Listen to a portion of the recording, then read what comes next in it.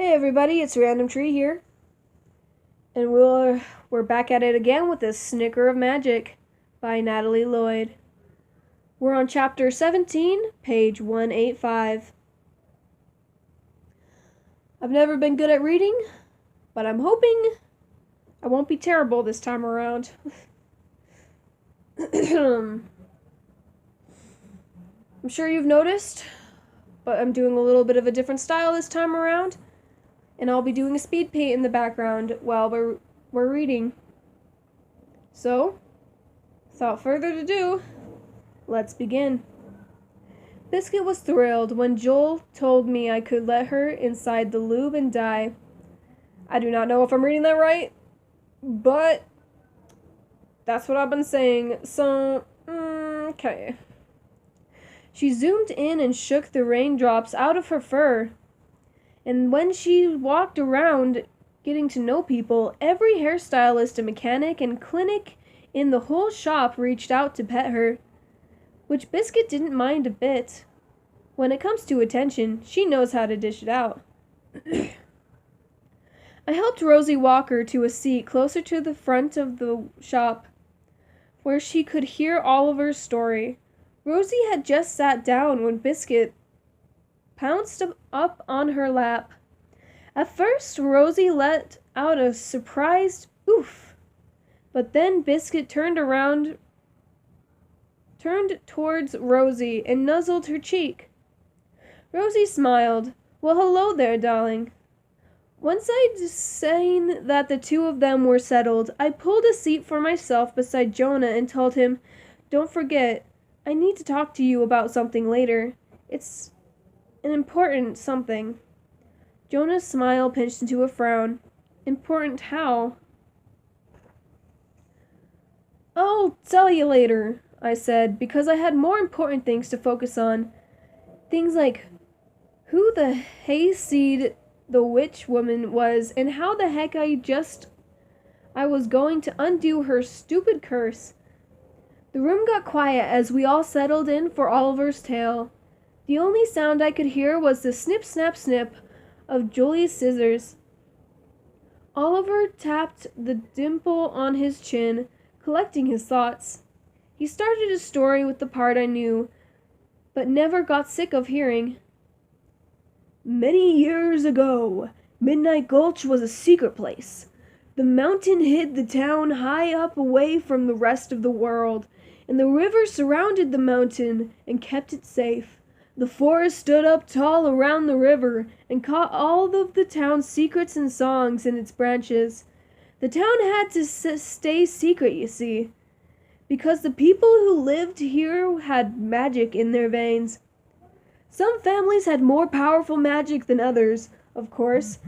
Some families, like the triplets, had flashy magic. They say Owen Triplet could catch starlight in glass jars. He got in trouble for selling his starlight jars to tourists, though. People'd no more than pay for their jars when the starlight would bust loose and head back for the skies. Starlight doesn't take good to domestication." "Note to self," Jonah whispered to me. "Stars don't make good pets." "Duly noted," I agreed. Oliver continued. "Some families had a purpose to their magic, though. The Terrys could conjure up the rain. The Smiths could bake secrets into their pies." "Tell about the Hancocks," Charlie Sue yelled. Oliver rolled his eyes. "The Hancocks could turn themselves invisible." He closed his eyes and sighed contentedly. "I wouldn't mind if they started doing that again, honestly." "Me neither," Charlie Sue chimed in. "I'd follow you around all day and bug the daylights out of you." You already do that every day," Oliver laughed. He cleared his throat and continued. "And when the Witherly boys played music, the whole world would dance and sing." "But there were other powerful families back then.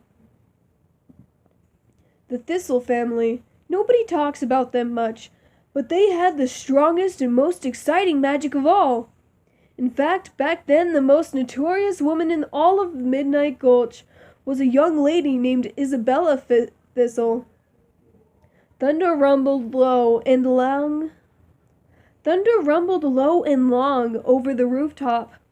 I didn't know if it was the thunder or the name Isabella Thistle that sent the shiver down my spine. And it wasn't just me. Everybody in the beauty shop shivered or rubbed their arms. Now the men in the Thistle family weren't much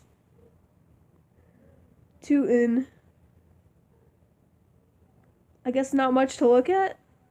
That's a weird... Is it like a regular saying? Anyways, Oliver said, the most magical thing those men ever did was drink their weight in moonshine. But the Thistle women were powerful creatures, and Isabella was the most powerful of them all. Even though my heart was already drumming yes, I asked Oliver, so Isabella was the witch woman? Oliver shrugged his shoulders. She was no more of a witch than any other woman in the Gulch. Lots of women had magic in their veins. The problem was that most women despised Isabella Thistle. They were jealous of her because the Weatherly boys liked her so much. They hated her because she spoke her mind, even if it made folks angry. They hated her kind and beautiful. I always heard tell that if you passed Isabella Thistle on the street, you'd think she looked very ordinary. But she had a way about her, an easy laugh and a strong will. She didn't care what people thought of her. She was bossy, opinionated, and feisty. Isabella wore her hair in a long black braid. She kept a yellow flower behind her ear. To be in her presence, they said, was enchanting. And that's why some people called her a witch. They said she wasn't pretty enough to be the Weatherly boys' attention. They said she must have put a spell on them somehow. But you don't think she did? Jonah asked around a mouthful of ice cream. Jonah, Oliver sighed, I'm about to give you some advice about women. Man to man. Here we go. Joel shook her head. Jonah settled his carton of Aunt Ruth's pumpkin sampler in his lap. I'm listening. Here's what you need to remember, said Oliver. Women who make you laugh and who make you think, and who always happen to wear yellow flowers in their hair are always dangerous. And if they happen to have magic in their veins, then heaven help us all. You either give up and fall in love, or get out of town. Isabella wasn't a witch, no more than I'm a trapeze swinger. And she didn't cast any love spell on the brothers Threadbare either. They both fell in love with her. She fell in love with both of them. Both? I blew my 2 long bangs away from my eyes. How's it possible to fall in love with 2 people? Stone Weatherly courted Isabel first. Oliver popped open a carton of Blackberry Sunrise. He was quiet for a time as he considered the memories melting in his mouth. Nobody knows what went wrong, but Stone and Isabella broke up. Not long after Barry started courting her. I don't know if Stone still took a shine to Isabella or if he hated the thought of his brother courting her. But that's how the jealousy first got stirred up between them. The Weatherlys weren't jealous of each other's fame. The way most people think, they were both plump crazy over a girl. Isabella wouldn't have it. She ended up turning both of the boys down on account of their stupid antics, and that turned both of them bitter and angry and sad. Eventually the brothers had enough of each other and they came up with the duel.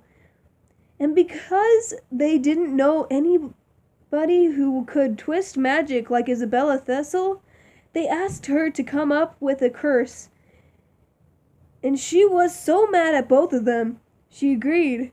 It was a strange magic though. Thistle Woman had. Sad magic. And it worked? I asked. My voice came out like a bullfrog croak. Of course I already knew the curse had worked. I'd traveled enough dark nights in the pickled jalapeno to know it was still working just fine. They believed it worked, Oliver said to me. He set his eye directly on mine, and the way you do when you want somebody to hear more besides the words you're saying out loud. They believed it, he repeated. I doubt there was any real magic to that curse, but Stone Weatherly believed he was a cursed man, and that's all that mattered. Rosie Walker cleared her throat. She was still holding Biscuit and scratching behind my dog's ears. Biscuit panted happily, her mouth wide open with a very satisfied smile. Sorry to interrupt, Rosie said, but this witch woman, you said her family had a particular kind of magic. What was it exactly? Legends say that the Thistle Woman were shadow catchers. Way back during the war between the states, soldiers would pay the Thistles to catch shadows and turn them loose over paths and trails to scare off the other side. People say Isabella used to hide bird shadows inside the hymnals at the church. Hymnals? Yes, that must be it. At the church. When the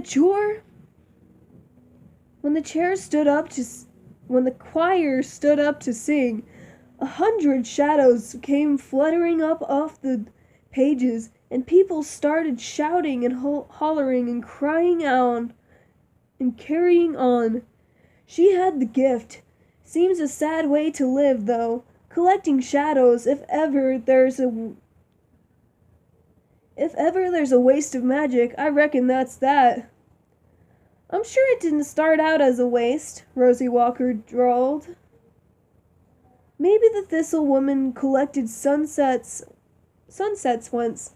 Upon a time, maybe they trapped stars in mason jars, or maybe, her hands fluttered excitedly.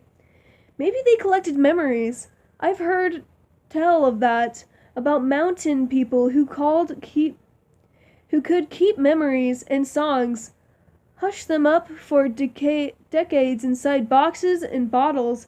Oliver tapped his finger against his lip, choosing his words extra carefully.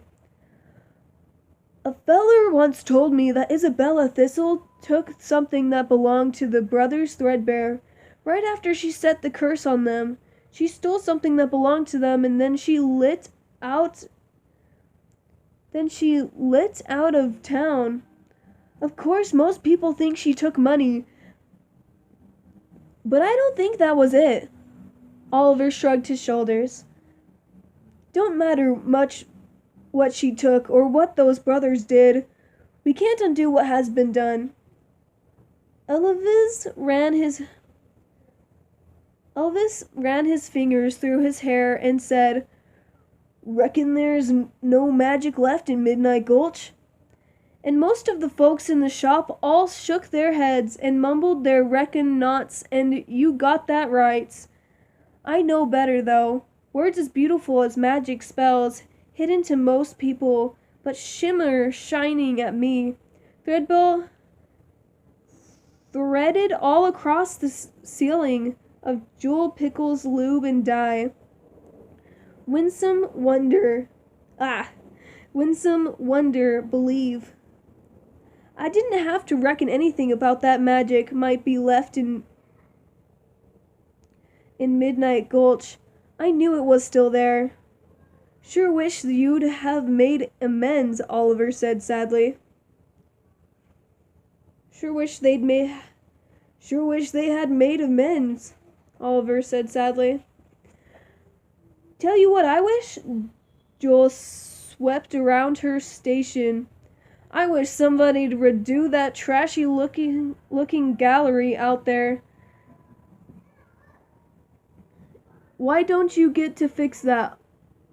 Why don't you get to fixing that, Oliver? Aw, shoot, said Oliver.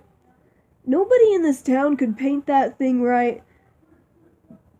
I suppose I could have somebody plow it down, but that makes me too sad to think on. Too much history in that wall. I'd like to see it painted up again, but nobody here can do it. At exactly that moment, I saw one of my favorite words shimmering against the big window of Jules' shop. Holly. Mama, I hollered. Everybody in the shop stared at me. My mama could paint the gallery easily. She'll paint something wonderful and winsome all over that wall. She's an exceptional artist. She really is, Jonah quickly agreed. She has a portfolio and everything. Holly's painted murals all over the southeastern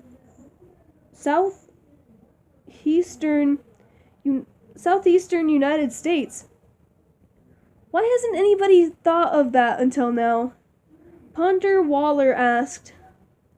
I've always said Holly Harness was the most talented girl ever to come out of Midnight Gulch. You think she'd be willing to paint the gallery, Felicity? She might, I said, as the most wonderful feeling came swirling up inside my belly.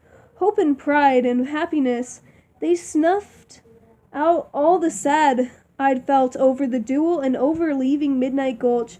Holly Harness might paint again. This was the best kind of happy I'd felt in ages.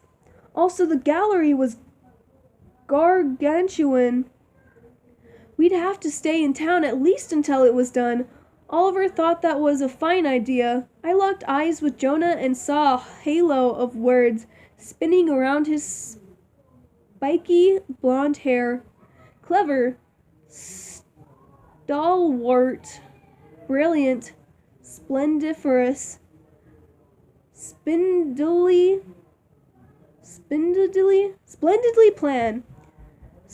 planned, Felicity Pickle. Jonah grinned. The night, while everybody else was sound asleep, I sat on the floor of my makeshift bedroom, spilling my heart out to my dog. If Mama starts painting again, that doesn't mean the curse is broken, but it means there's hope, right? Biscuit pressed her paw against my hand. The thing is, Isabella Thistle wasn't some mean old witch out for revenge. She said the Thread Brothers were cursed until chords aligned. I don't know what the hayseed chords aligning means. My voice trailed off as I fumbled with the locket around my neck. But I'll bet the Threadbares figured it out. Maybe that's why they tried to find each other. Biscuit cocked her head sadly. You're right, I groaned. We're doomed. I flopped back on the floor. Biscuit snuggled against my arm and fell asleep. I should drop out of the duel. I should pack my bags and give in to my rambling fate. I know the facts, Pickles, are cursed with wandering hearts. We're cursed to fail at everything we try. But I also know this fact. Once upon a time, Midnight Gulch was a magical place, and the brothers Threadbare were two of the most magical people who ever lived here.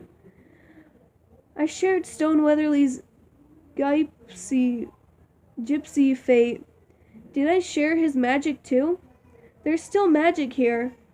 I dared to whisper, even though nobody was awake now except me and the midnight moon. I'll bet the midnight moon had a good laugh over that. because the kind of magic that found me the next morning is definitely not what I was expecting.